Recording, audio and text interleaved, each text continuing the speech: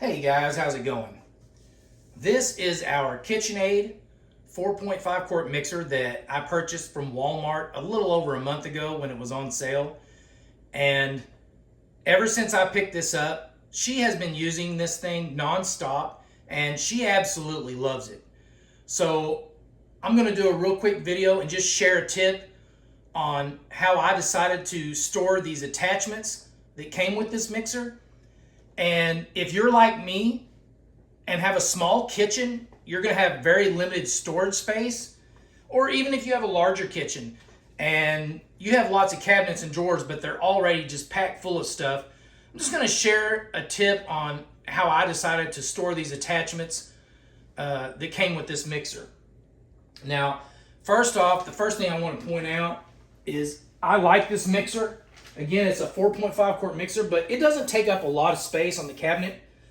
One thing I really like about it is the power cord doesn't come out the base, stick out on the base bottom. It actually comes out at the top, so you can actually push this mixer base all the way against the back of your cabinet and gives you more space out here. Okay, now it's fairly heavy. Okay. So we decided to just leave it on the cabinet. Since it doesn't take up a whole lot of room, we decided to just leave it on the cabinet instead of carrying it to the storage room or over to a shelf or anything back and forth. We decided to just leave it here since it doesn't take up a whole lot of space and it is kind of heavy. So to give you an idea real quick just how big this cabinet is 18.5 inches from the cabinet top. This is 18.5 inches.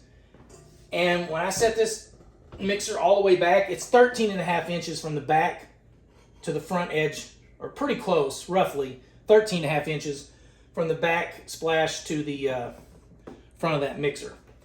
Now, to give you an idea as far as scale, maybe you can't really judge that without a tape measure or something. To give you an idea of how big that is, this is a 21.7 ounce box of Frosted Flakes. And when I stand it up there next to it, it's just a little, well, I don't know, it's pretty even. It's maybe just maybe a half inch, maybe not even that much taller than this box of Frosted Flakes.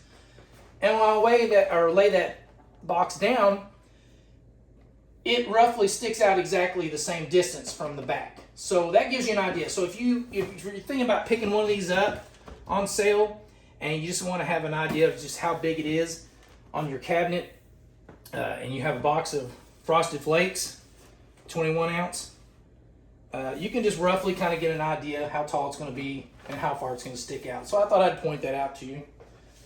And again, it's 18.5 inches from here to the bottom of the cabinet, and there's still plenty of room. As you can see, I can slide a whole loaf of bread easily in and out on top of that. So yeah, it doesn't take up a whole lot of space. And also, if I back this out just enough and unlock this, you can even tilt the head up and it still doesn't hit.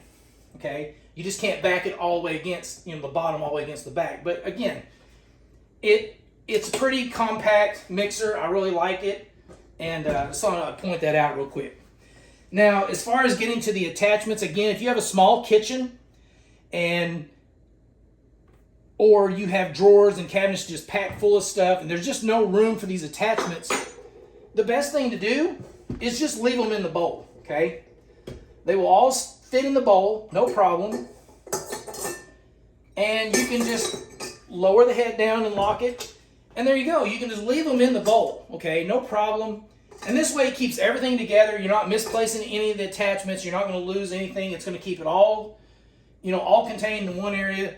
And you're not going to misplace anything. But the problem with that is, as it sits on the cabinet, no matter how clean you keep your house, you're going to have dust that settles in here, okay? You're going to have dust that settles in here.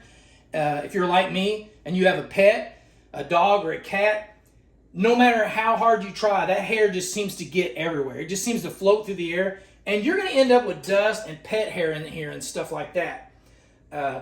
Even insects, maybe you left the door open one day and there's flies in the house or something like that. You don't want insects crawling all over your attachments and stuff, so that each time you decide to bake, you don't have to take this out, and take out your attachments and clean them all off and rinse this bowl out.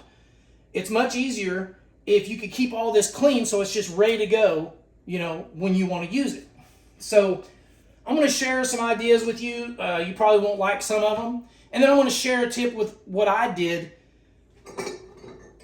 and just show you how, you know, I solved the problem with just leaving all the utensils in here or the attachments and keeping it all clean, okay?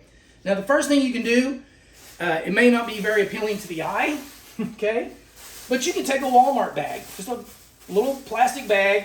You can put it over it and then cinch it down at the bottom and tie it at the bottom. And it's going to keep it, you know, you can still lower the head down, and it's going to keep it clean. It's going to keep the dust out and the hair out. But it's not going to be very appealing to the eye. It's not going to be very pretty, okay? But it will work, okay? That's one thing you could do, even just for a temporary fix until you find something better. Another thing you can do is just take a dish towel. You know, you can just take a dish towel, lay it over the top of it, just kind of a heavy dish towel so that it kind of seals against the edges of the bowl. And yeah, you can lay that down like that, lock it, slide it back. But again, it's not very appealing to the eye. It's kind of sloppy looking and stuff, but it will work. And it's probably prettier than a plastic bag. Another suggestion,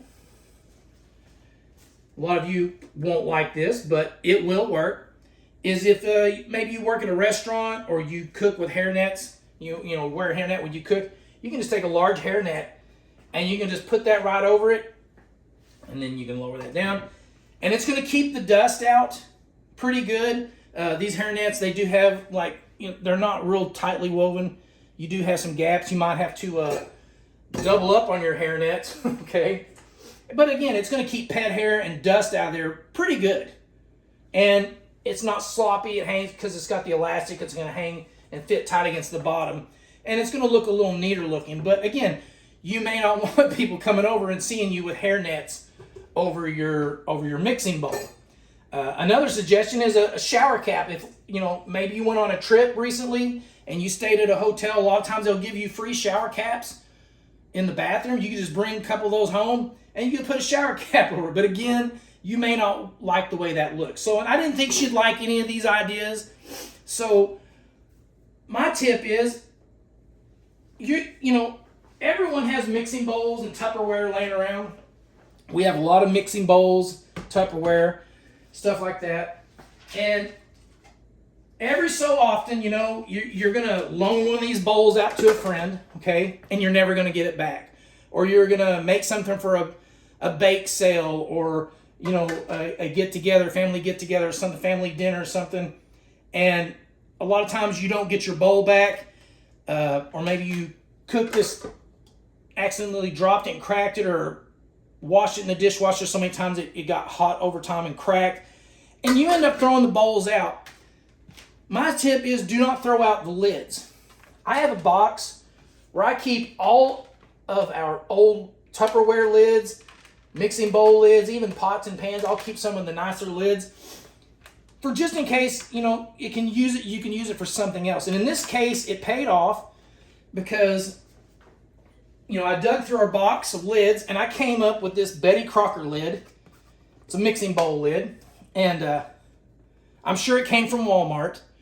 It doesn't fit any of our current mixing bowls. I checked. It doesn't fit any of these perfect. But if you'll notice, when I set it on this mixing bowl, on this mixer, it's a perfect fit. Now, it doesn't snap on, okay, which I kind of prefer, but it is absolutely perfect. Absolutely perfect fit. It's got this little recessed channel around the edge, so it kind of seals over the edge of it. And yeah, it's a perfect fit. So what I decided to do was what I did was I lowered this shaft down. Turn this sideways a little bit so you can see. What I ended up doing was let's turn this just a little bit. I put the shaft, or the lid on here. I lowered the shaft down and I scratched a little mark on each, you know, 4 sides of this shaft. And then I lifted it up and I put marked the center of that little box I drew on the that I scratched onto the lid. Okay. And then I went outside and I got a 1/2 inch drill bit and a scrap piece of wood, This shaft on this mixer is a 1/2 inch. Okay, so I took the lid and I put it down and I lined it up and I drilled the center of that box out. And of course I cleaned the lid and I brought it back in. I set it on here. And as you can see, now I can line that hole up with that shaft, and it's a really tight fit. It is absolutely perfect. It seals up tight against that shaft. The lid seals tight. And this is going to keep the dust and the hair and insects and everything out of your mixing bowl and off of your attachment. So the next time you're ready to go bake, it's ready to go. You just pop, this off. You might have to hold the lid down and kind of, you hear that pop, how tight that is? And then you're ready to go. You don't have to waste time rinsing off your attachments and rinsing out your bowl again. And another nice thing about it is, if you get a lid that perfectly fits this mixing bowl, no matter, this shaft rotates. It doesn't spin so much as it rotates this way. And no matter where this shaft ends up when you turn it off, say you turn it off, it's over here or it's over here, the fact that this is the same size lid, it's going to have the same radius, the same diameter circle. So no matter where the shaft ends up, all you got to do is spin your lid, and it's always going to be able to spin around and line up with your shaft, no matter what position the shaft ends up in. So that's really nice. It's always going to fit. And again, you can see how tight that seals, and it's just a perfect fit. Okay? And as you can see, it's much nicer and neater and cleaner looking. So yeah, guys, that's my tip is don't throw out your old Tupperware bowls, because you can always find a use for them. And in this case, it really paid off. So I just wanted to share that tip, that don't throw out your old Tupperware bowls. Keep them, and especially if you got one of these mixers, go through your Tupperware bowls or your lids and some of the old ones that don't fit anything anymore, and just see if they'll fit this mixing bowl. And you can do what I did and just drill a hole in it, line it up, mark it, drill a hole in it, and you're going to have a really clean, nice looking lid on your mixing bowl, and it's going to keep everything together so you don't misplace it, and it's going to keep everything clean so it's ready to go right when you want to use it, and you don't have to clean everything off again before you use it. So yeah, guys, that's my tip for the day. I hope you enjoyed the video, and I hope it worked. I hope you learned something from it. I hope it helped some of you out there. And if you did enjoy the video, give me a thumbs up. And better yet, subscribe to the channel. It doesn't cost you anything, and it's going to notify you each time I post a new video, and just draw your attention back to the channel, so you can see what other videos I've posted and just see if it's anything that you want to learn anything about. So again, guys, I appreciate you taking the time to watch my video, and I hope you have a great day. Thanks for watching.